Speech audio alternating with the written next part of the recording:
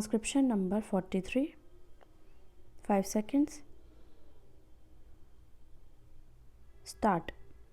Mr. Vice Chairman, Sir, at the outset, I must express my thanks to the honorable members on both sides of the House who have participated in the discussion on the 10th five-year plan document. Honorable members will kindly appreciate that within the short time at my disposal, it will not be possible for me to clarify all the points which they have raised during the course of the discussion. I am going to confine my remarks to certain important aspects of the discussion, though I have taken note of almost all the points which honorable members made of almost during the course of the discussion. At the outset, I must also say that one of the honorable members was pleased to ask what is the purpose of having this kind of a discussion 1.5 years or almost 2 years after the plan has started. I do not know whether the honorable members do recollect that my predecessor, Mr. Tiwari, had circulated a note to all the members of this House, particularly about the 10th plan framework, and he expected that the honorable members will be able to send their remarks to the minister and also to the planning commission so that before the draft document of the 10th plan is prepared and finalized, their views could be taken into account. How many members sent this kind of information is a matter which I will have to inquire into, but that exercise was gone into and now the plan was finalized in February 2001, and now thereafter we have taken the earliest possible opportunity to see that the plan is discussed in both the houses.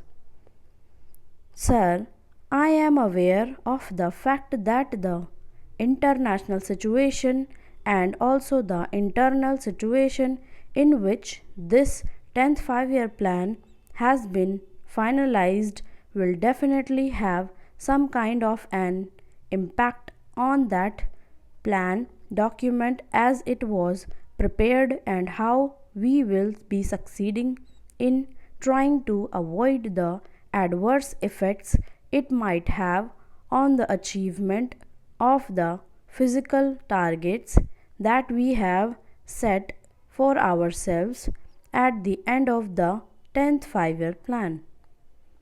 Sir, there are 3 points which were mentioned by all the honorable members. The first was that the plan was prepared with 1999 to 2000 as the base year, and therefore there has been a price rise of a considerable order. Sir, the first thing which I would like to clarify is about the inflationary trend which has set in. One of the honorable members, Shri Shankar Ghosh, a very experienced member of this House, who had also been in the Planning Commission and knows the intricacies of how the things are being worked out, has been pleased to state here that the rate of inflation is very high, and added to that, the balance of payments position is going to be very bad. Compared with the percentage that we have worked out for the 10th plan as a whole for imports, For the first year, the import bill has risen very high. Then, how is this assumption going to be correct? That is the point, and a very valid point, which he raised during the course of the discussion. Sir, he also mentioned about the Honorable Finance Minister making his speech at Kanpur, wherein he seems to have made a reference that a little inflationary trend is a kind of stimulant to the economy. Sir, the inflationary trend we cannot view in isolation. Honorable Sri Shankar Ghosh will definitely agree with us that there are two factors which will have to be taken into account. The first factor is the international situation which is now obtaining. Secondly, whether we like it or not, we have to support the oil products if they are able to be imported. Can we take a serious view of the situation? That is a thing which I am sure most of the honorable members there will be able to appreciate. The second aspect is, why is it that we have such a high import bill in 2001 where the plan itself commenced, and when we were talking in terms of 9% immediately in the very first year it jumped.